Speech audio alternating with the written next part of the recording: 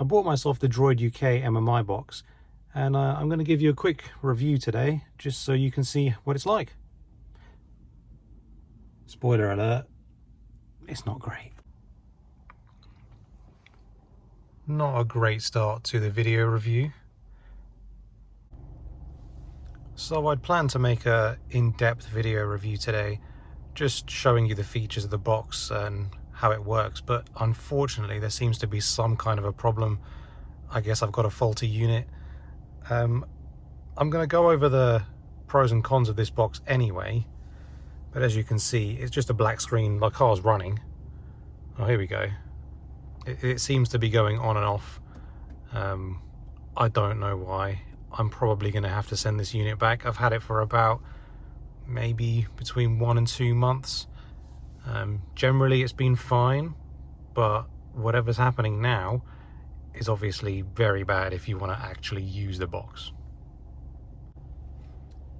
Unfortunately, I probably won't be able to show you much of this, but I'm going to just go through the list that I've made, and hopefully I can give you some information that at least would inform your decision.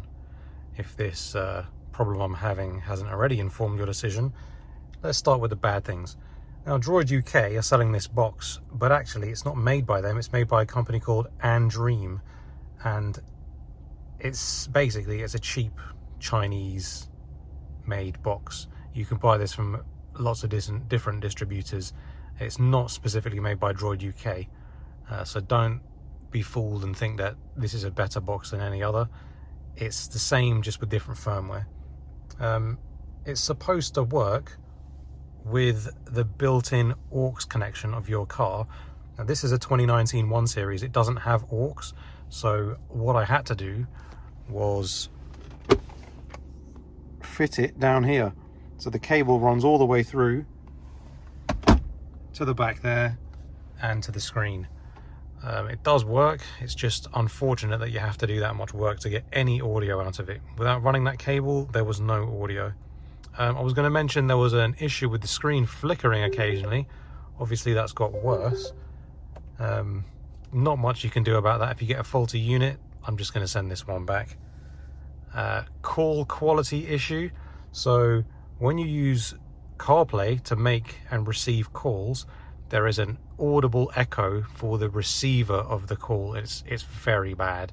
So if you make a lot of calls in your car, don't get this. The call quality is very poor. I had another issue where when you try to, you get in your car, you want to listen to music, you've got Spotify. Unfortunately, it doesn't automatically play music like a regular CarPlay does. So I had to set up a shortcut in the Shortcuts app on my iPhone so that it would actually play music.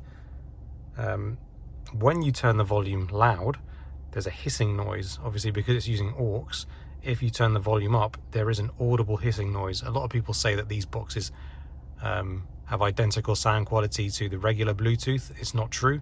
There is a hissing noise, and the quality of the music, especially the bass, is affected. Sometimes there's audio clipping. I've tried playing with the settings as much as I can. Hasn't really helped. There isn't a quick way to go back because half of the buttons on here don't work. The media button won't take you to media, so it won't take you to Spotify. The map button won't take you to Waze. And because it's not touchscreen, you have to press back over and over and over and over again if you've gone several menus deep, which can be quite annoying, especially when you're, in music menus or going through Waze. It's not an ideal way to browse through your media. When you go into reverse, you can't go back to the MMI unless you go forwards or turn off the engine. Let me give you an example. So I'll put the car in reverse. Here you go. You get this. And then I'm going to go back into park now. Now normally that stays up. That's normal. But you want it to go back to the MMI. So you think, okay, I'll press back. No. Now, you can hold menu to switch back to the MMI, but when you do this, it doesn't work after you've gone into reverse. So you're stuck. You either turn the car off or you go back into drive and you have to move forwards. It won't work if you just put it in drive. You have to move forwards. So if you've just parked and your engine is on, you can't use your MMI unless you turn the engine off. Now I've turned the engine off, it will let me switch back to the MMI.